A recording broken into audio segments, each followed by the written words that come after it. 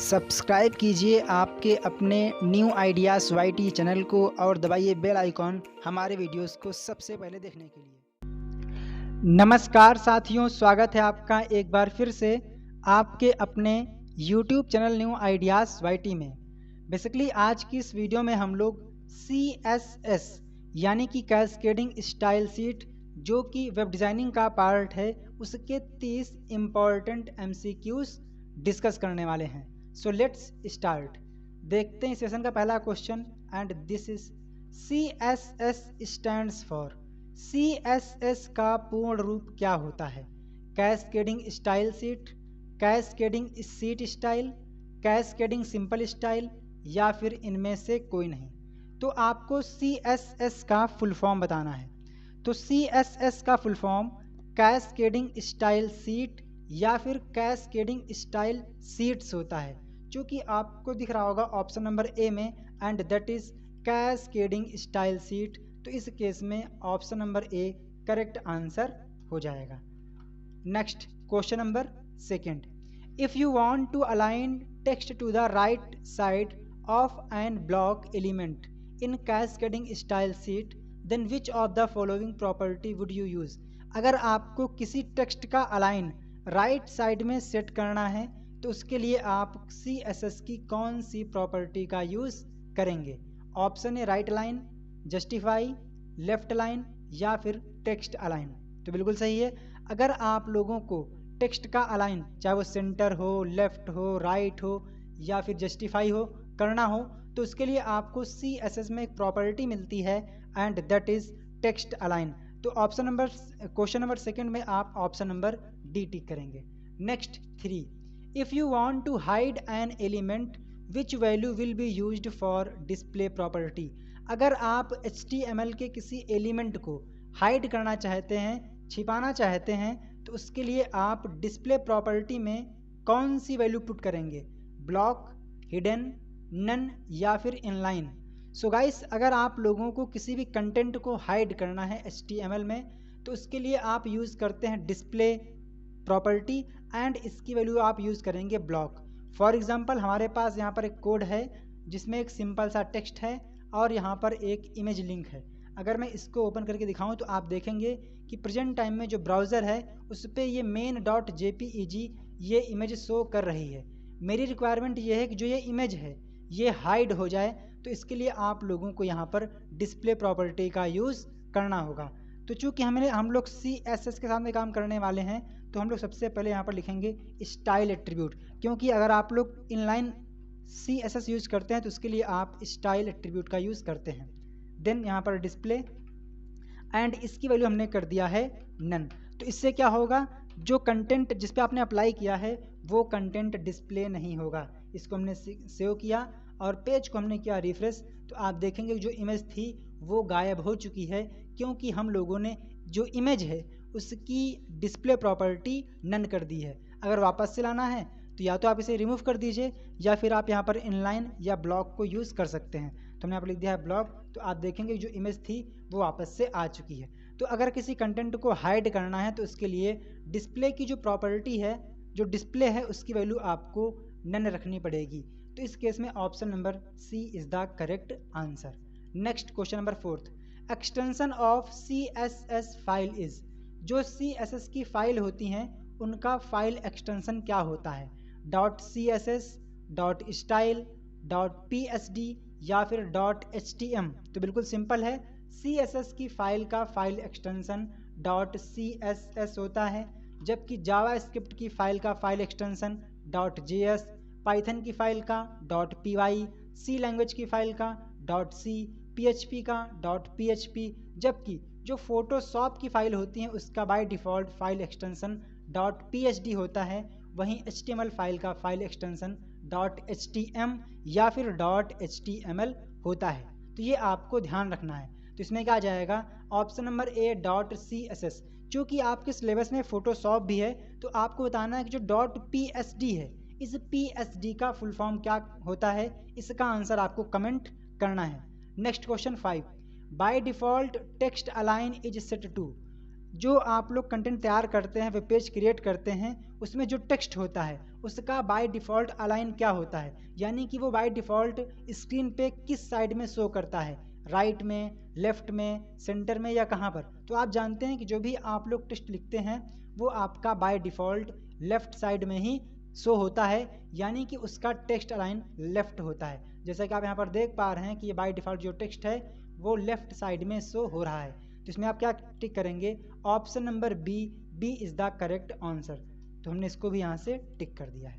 Next 6, in CSS what is the correct option to select all the tags on a page.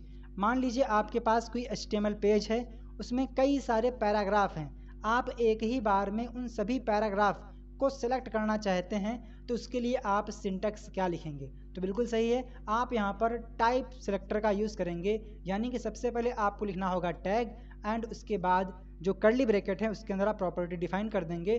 तो उस page में जितने भी paragraph हैं उन सभी पर वही स्टाइल अप्लाई हो जाएगी जो आप यहाँ पर लिखेंगे। तो क्वेश्चन नंबर 6 में आप टिक करेंगे option number B. Sorry, control Z इसको हम कर देते हैं। ठीक, next 7th, by default overflow is set to. जो बाय डिफ़ॉल्ट ओवरफ्लो प्रॉपर्टी है उसकी वैल्यू क्या होती है, ऑटो, हिडन, विजिबल या फिर नन। तो बिल्कुल सही है, जो प्रॉपर्टी है ओवरफ्लो इसकी बाय डिफ़ॉल्ट वैल्यू होती है विजिबल, यानी कि ऑप्शन नंबर सी आप यहाँ पर टिक करेंगे। अगर मैं आपसे कहूँ कि जो ओवरफ्लो प्रॉपर्टी है इसकी और कौन कौन सी वैल्यू होती हैं, तो आप बताएंगे ऑटो हो गया, विजिबल हो गया, हिडन हो गया और स्क्रॉल हो गया। तो ये वैल्यूज़ किसकी हैं, ओवरफ्लो की हैं। तो आपके एग्ज़ाम में इस टाइप से क्वेश्चन आ सकते हैं प्रॉपर्टीज से संबंधित। अगर आप लोगों को ये वीडियो पसंद आ रहा है तो वीडियो को लाइक कर दीजिए और चैनल को सब्सक्राइब नहीं किया तो सब्सक्राइब कर लीजिए। So next question and that is 8th, which property used for change font size. अगर आपको फॉन्ट साइज चेंज करना है तो उसके लिए आप किस प्रॉपर्टी का यूज़ करेंगे। कहने का मतलब ये है कि जो फॉन्ट है उसका साइज कम या फिर ज़्यादा इंक्रीज़ या फिर डिक्रीज़ करना है, तो उसके लिए आप कौन सी CSS प्रॉपर्टी का यूज़ करेंगे। तो बिल्कुल सही है, उसके लिए आप यूज़ करेंगे फॉन्ट साइज़। ध्यान दीजिए, फॉन्ट साइज यूज़ करेंगे, यानी कि क्वेश्चन नंबर 8 में जाएंगे आप ऑप्शन नंबर सी के साथ में। जबकि जो टेक्स्ट साइज है ये कोई प्रॉपर्टी नहीं है, तो ध्यान दीजिए आपको यहाँ पर टेक्स्ट पे टिक नहीं करना है, font size is the correct answer.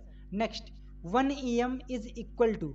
जो 1 EM है, जो कि यूनिट होती है, वो किसके इक्विवेलेंट है, 12 पिक्सल, 14 पिक्सल, 16 पिक्सल या फिर 18 पिक्सल। तो ध्यान दीजिएगा, जो 1 EM होता है वो 16 पिक्सल के बराबर होता है।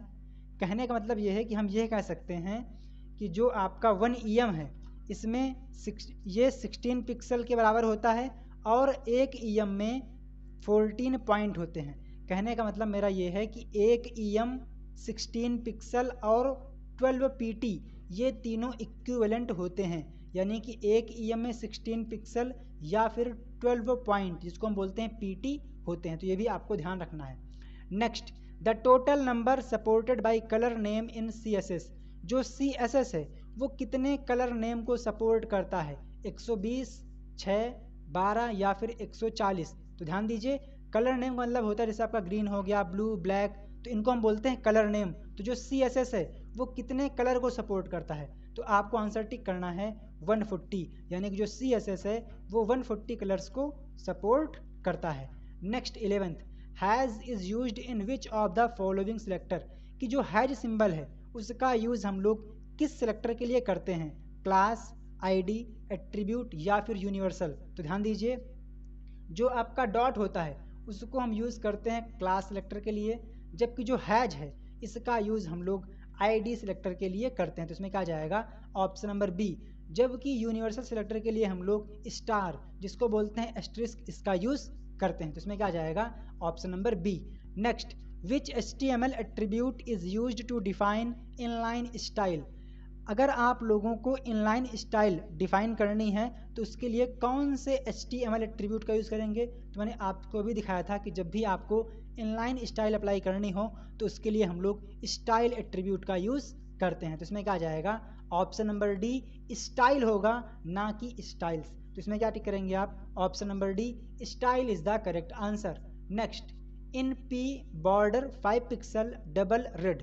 तो बॉर्डर इज, तो आपको यहाँ पर दिया गया है सिंटेक्स, आपको बताना है कि इसमें जो आपको दिख रहा है बॉर्डर, इसको हम क्या बोलेंगे। तो ध्यान दीजिए, जो CSS का सिंटेक्स होता है उसमें हम लोग सबसे पहले लिखते हैं सिलेक्टर। तो यहाँ पर जो P है ये एक सिलेक्टर है। देन इसके बाद जो कर्ली ब्रैकेट है इसके अंदर जो लेफ्ट साइड में होता है उसको हम बोलते हैं CSS प्रॉपर्टी। क्या बोलते हैं? CSS property. जबकि जो राइट साइड में होता है इसको हम बोलते हैं वैल्यू। तो इस केस में जो बॉर्डर है इसको हम क्या बोलेंगे? प्रॉपर्टी। यानी कि 13 में आप टिक करेंगे ऑप्शन नंबर डी। जबकि अगर आपसे पूछता कि इस पूरे को क्या बोलेंगे, इस पूरे को क्या बोलेंगे, तो इस पूरे को हम लोग बोलते हैं डिक्लेरेशन। क्या बोलते हैं? डिक्लेरेशन। यानी कि डिक्लेरेशन में प्रॉपर्टी भी होती है और उसकी वैल्यू भी होती है। Next, how do you change the text colour of an element. अगर एलिमेंट, किसी एलिमेंट का कलर चेंज करना है तो उसके लिए आप किस प्रॉपर्टी का यूज़ करेंगे? तो बिल्कुल सिंपल है, उसके लिए आप यूज़ करेंगे कलर प्रॉपर्टी। फॉर एग्जांपल आप यहाँ पर देख पा रहे हैं जो कंटेंट है वो ब्लैक कलर में आ रहा है। मैं चाहता हूँ कि जो ये टेक्स्ट है ये रेड कलर में आए, तो इसके लिए आप लोगों को यहाँ पर इस टेक्स्ट के पहले क्या यूज़ करना पड़ेगा? एक प्रॉपर्टी यूज़ करना पड़ेगा, एंड दैट इज़ कलर। तो स्टाइल, एंड इसके बाद यहाँ पर हमने लिख दिया है कलर, एंड इसकी वैल्यू हमने कर दिया है रेड। तो इस केस में क्या होगा, जो ये कंटेंट है दिस इज सत्यम साहू, इसका कलर क्या हो जाएगा? रेड हो जाएगा। इसको हमने सेव किया एंड पेज को हमने किया रिफ्रेश, तो आप देखेंगे जो कंटेंट पहले ब्लैक कलर में आ रहा था अब वो रेड कलर में आ चुका है। तो अगर मैं आपसे कहूँ कि भाई साहब जो ये आपने यहाँ पर लिखा है इसमें प्रॉपर्टी कौन सी है, तो आप कहेंगे कलर। वैल्यू क्या है? रेड। और डिक्लेरेशन क्या है? तो कलर कॉलन रेड। ये क्या है? ये पूरा का पूरा डिक्लेरेशन कहलाएगा। नेक्स्ट, तो इस केस में जो ये आपका है इसमें क्या आ जाएगा? Option number C. Next, by default the position of all HTML elements is. By default जो भी HTML के एलिमेंट होते हैं इसकी पोजीशन कैसी होती है? स्टैटिक, रिलेटिव, अब्सोल्यूट या फिर इनमें से कोई नहीं। तो ध्यान दीजिए, बाय डिफ़ॉल्ट सभी HTML एलिमेंट की पोजीशन स्टैटिक होती है, तो इसमें आप टिक करेंगे option number A. Next 16, in RGB B stands for. आपको यहाँ पर दिया गया है RGB, तो इसमें जो B आपको देख पा रहे हैं इस B का मतलब क्या होता है? ब्लैक, ब्लिंक, ब्लू या फिर सभी के सभी। तो ध्यान दीजिए RGB का मतलब होता है रेड, ग्रीन और ब्लू। तो इस केस में आप क्या टिक करेंगे? यहाँ पर जाएंगे ऑप्शन नंबर सी के साथ में, एंड दैट इज ब्लू। तो control shift, in RGB stands for blue. ठीक है, तो R का मतलब क्या होता है? रेड, G का मतलब ग्रीन, B का मतलब ब्लू। और आपको बताना है कि जो RGB है इसमें 3 कलर हैं, रेड, ग्रीन, ब्लू। तो इनकी मिनिमम और मैक्सिमम वैल्यू क्या हो सकती है? Next, which HTML tag is used to define an internal style sheet. Style, CSS, script या फिर PHP। तो अगर आप लोगों को HTML डॉक्यूमेंट में ही इंटरनल स्टाइल शीट डिफाइन करनी है तो उसे आप लोगों को हेड टैग के अंदर स्टाइल टैग एंड इसके अंदर आप लोग स्टाइल लिखते हैं। तो जब भी आप लोगों को CSS लिखनी होती है तो आप लोग स्टाइल टैग के अंदर लिखते हैं इंटरनल स्टाइल शीट के मामले में। तो इसमें क्या जाएगा? Option number A, style is the correct answer. Next, invalid value of colour. Colour की इनमें से कौन सी एक वैल्यू है जो कि इनवैलिड है? तो बिल्कुल सही है, जो कलर की वैल्यू है या तो आप क्या लिख सकते हैं? कलर का नाम, या तो आप उसकी वैल्यू दे सकते हैं RGB में, या तो आप उसकी वैल्यू दे सकते हैं हेक्साडेसिमल में, या फिर आप लिख सकते हैं कलर का नाम। तो इस केस में चारों तो सही हैं, लेकिन जो ये आपका दिया गया हेक्स वैल्यू इसकी जो रेंज होती है वो होती है 0 से 9 के बीच में आप करेक्टर यूज़ कर सकते हैं, और साथ ही A से लेकर F के बीच में। चूँकि यहाँ पर G यूज़ किया गया है जो कि A से F की रेंज से बाहर है, तो इस केस में ये एक इनवैलिड वैल्यू होगी कलर की। तो ये इसमें क्या जाएगा? 18 में आप जाएंगे ऑप्शन नंबर सी के साथ। नेक्स्ट, इन RGB वैल्यू लोएस्ट वैल्यू में बी। जो RGB है रेड, ग्रीन, ब्लू, इसमें से सबसे छोटी वैल्यू क्या होती है? 12, 0.2, 0 या फिर 2। तो बिल्कुल सही है, जो रेड है, ग्रीन है, ब्लू है, इसकी मिनिमम वैल्यू 0 होती है, जबकि मैक्सिमम वैल्यू 255 होती है। तो इसमें क्या जाएगा? Option number C is the correct answer. साथियों, हमने आप लोगों को कुछ मंथ पहले एक वीडियो प्रोवाइड की थी जिसमें हमने आपके साथ में CSS के मोस्ट इम्पॉर्टेंट एक लाइन के फॉर्म में इम्पॉर्टेंट पॉइंट को डिस्कस किया था। तो तो एग्ज़ाम से पहले आप लोग उस वीडियो को ज़रूर देखिएगा, क्योंकि आपको इन दोनों ही वीडियोज़ में से क्वेश्चन 110% देखने को मिलेंगे। और मैंने आप लोगों को उस वीडियो का लिंक इस वीडियो के डिस्क्रिप्शन में दे दिया है, जहाँ से आप लोग उस वीडियो को देख सकते हैं। नेक्स्ट आता है 20। विच of the following property sets in a short hand form any और ऑल बैकग्राउंड प्रॉपर्टी। अगर आप लोग बैकग्राउंड की कई सारी प्रॉपर्टीज़ को यूज़ कर रहे हैं और आप चाहते हैं कि उन प्रॉपर्टीज़ की जगह पर कोई एक शॉर्ट हैंड प्रॉपर्टी लिख दें जो उन सभी प्रॉपर्टीज़ को इनहेरिट करती हो, तो इस केस में आप लोग बैकग्राउंड प्रॉपर्टी का यूज़ कर सकते हैं। ये सभी बैकग्राउंड प्रॉपर्टी के लिए शॉर्ट हैंड होता है। और मैंने आप लोगों के लिए CSS, HTML, C language, Python, PHP, जावा, इन सभी की ही बना दी प्लेलिस्ट, जहाँ पे आप लोगों को लाइन बाय लाइन सभी वीडियोस मिल जाएंगे और सभी प्लेलिस्ट का लिंक आप लोगों को डिस्क्रिप्शन में दिया गया है। Next 21। When we write CSS within HTML tags this method is known as. जब भी हम लोग HTML टैग के अंदर CSS लिखते हैं तो उस केस में उसको हम बोलते हैं इनलाइन CSS। और आपको मालूम होना चाहिए कि CSS को हम लोग 3 तरीके से अप्लाई कर सकते हैं, इंटरनल CSS, एक्सटर्नल CSS और inline CSS। Next, in RGBA, A stands for, पहले इसके आपने पढ़ा था RGB, लेकिन यहाँ पर RGBA है, तो इसमें A का फुल फॉर्म क्या है? एजेंडा, अल्फा, एंगल या फिर इनमें से कोई नहीं। ध्यान दीजिए, जो A है इसका फुल फॉर्म होता है अल्फा, यानी कि रेड, ग्रीन, ब्लू और अल्फा। आपको बताना है कि जो अल्फा है इसकी मिनिमम और मैक्सिमम वैल्यू कितनी होती है। रेड, ग्रीन, ब्लू की तो होती है 0 से लेकर 255 के बीच में, लेकिन अल्फा की कितनी होती है, इसका आंसर आपको कमेंट करना है और मुझे आशा है कि आप लोग इसका आंसर जरूर कमेंट करेंगे। Next, which is the correct CSS syntax. आपको बताना है कि इनमें से जो आपको सिंटैक्स दिए गए हैं कौन सा सिंटैक्स सही है। तो हम लोग क्या करते हैं, चेक करते हैं नीचे वाले से। तो आप यहाँ पर देख पा रहे होंगे लिखा हुआ है बॉडी एंड इसका कलर ब्लैक बॉडी, जो कि बिल्कुल गलत है। क्यों? क्योंकि जो सिलेक्टर होता है वो कर्ली ब्रैकेट के बाहर होता है, तो इस केस में क्या हो जाएगा, ये हो जाएगा गलत। नेक्स्ट, बॉडी कलर ब्लैक, तो ये भी गलत है। क्यों? क्योंकि सिलेक्टर होता है कर्ली ब्रैकेट के बाहर, तो ये भी क्या हो जाएगा, गलत हो जाएगा। नेक्स्ट, प्रॉपर्टी और वैल्यू के बीच में होता है कॉलन ना कि इक्वल, तो ये क्या हो जाएगा, ये पूरा का पूरा गलत है, क्योंकि यहाँ पर कर्ली ब्रैकेट भी नहीं लगे हुए हैं। बट जो ऑप्शन ए में दिया गया है इसमें ये बिल्कुल सही है, क्योंकि सबसे पहले क्या है, सिलेक्टर, उसके बाद कर्ली ब्रैकेट, फिर प्रॉपर्टी और उसकी वैल्यू और बाद में सेमीकोलन। तो इसमें क्या जाएगा, option number A is the correct answer. तो इसमें आप क्या टिक करेंगे, ऑप्शन नंबर, तो इसमें आप क्या टिक करेंगे, option number A, body colour black. Okay. Next आता है, hexadecimal value is written like has RRGBB here maximum value may be. तो यहाँ पर जो आपकी मैक्सिमम वैल्यू है वो हो सकती है F, यानी कि 0 से 9 और A से लेकर F तक की। तो इसमें क्या जाएगा, option number B, FF is the correct answer.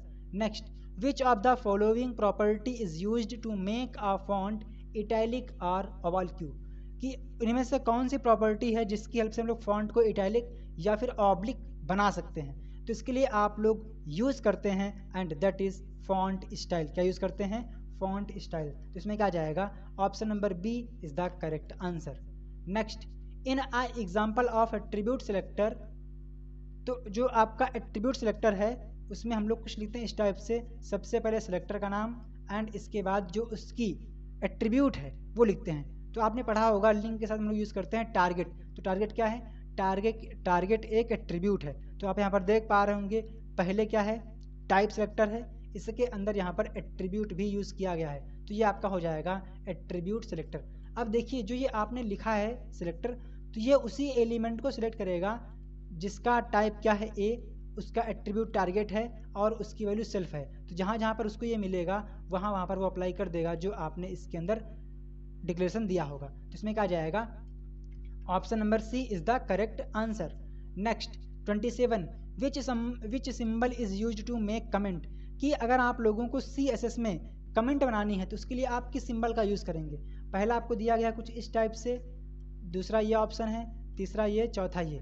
तो अगर आपको पाइथन या फिर PHP में कमेंट बनानी होती है तो आप लोग हैश सिंबल का यूज़ करते हैं, जबकि CSS, JavaScript and C language इनमें आप लोग इसका यूज़ करते हैं। तो इसमें क्या आ जाएगा, ऑप्शन नंबर बी कि सबसे पहले स्लैश स्टार, स्टार और स्लेस, जिसको हम लोग बोलते हैं एस्ट्रिस्क। तो इसमें क्या आ जाएगा, option number B is the correct answer. Next, how many types to apply CSS? CSS को अप्लाई करने के कितने तरीके हैं? 2, 4, 1, 3। तो मैंने आपसे भी बताया था कि आप CSS को 3 प्रकार से अप्लाई कर सकते हैं, इनलाइन CSS, इंटरनल CSS और एक्सटर्नल CSS। नेक्स्ट, यहाँ पर आपको दिया गया है font family times new Roman is correct. आपको बताना है कि जो सिंटेक्स आपको दिया गया है क्या ये सही है? तो जी नहीं, सही नहीं है। क्यों?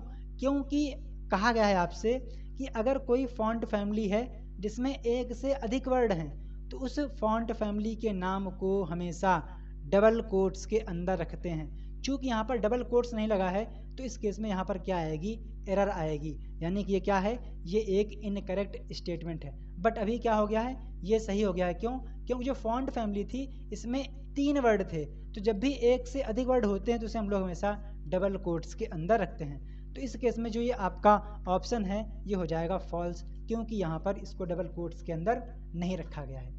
नेक्स्ट, और इस सेशन का last question, how do you make a list that lists each item with square? कि आप उस एलिमेंट, उस लिस्ट को कैसे क्रिएट करेंगे जिसमें लिस्ट के आइटम के पहले मार्क के रूप में स्क्वायर आएगा। तो उसके लिए आप लोग लिखेंगे लिस्ट स्टाइल टाइप और उसकी वैल्यू कर देंगे स्क्वायर। अगर आपको चाहिए होगा सर्किल में तो आप यहाँ पर लिख देंगे सर्कल, अगर आपको चाहिए डिस्क में तो आप यहाँ पर लिखेंगे डिस्क। तो इसमें क्या आ जाएगा, option number D, list style type square. तो मुझे आशा है कि आपको ये सेशन पसंद आया होगा। अगर आप लोगों को ये वीडियो पसंद आया है तो वीडियो को लाइक कर दीजिए और चैनल को सब्सक्राइब नहीं किया तो सब्सक्राइब कर लीजिए। सो गाइस, जय हिंद, जय भारत। और ध्यान दीजिए, आपको इस क्वेश्चन का आंसर कमेंट करना है, and that is font style property is used for. जो फॉन्ट स्टाइल प्रॉपर्टी है ये किसके लिए यूज़ की जाती है? बोल्ड के लिए, अंडरलाइन के लिए, इटैलिक के लिए, या फिर इनमें से कोई नहीं? तो आपको इस क्वेश्चन का आंसर कमेंट करना है। मुझे आशा है कि आपने वीडियो को लाइक भी किया होगा और जो भी क्वेश्चन मैंने आपसे पूछे इस वीडियो में उसका आंसर भी आपने कमेंट किया होगा। सो गाइस, जय हिंद, जय भारत, वंदे मातरम।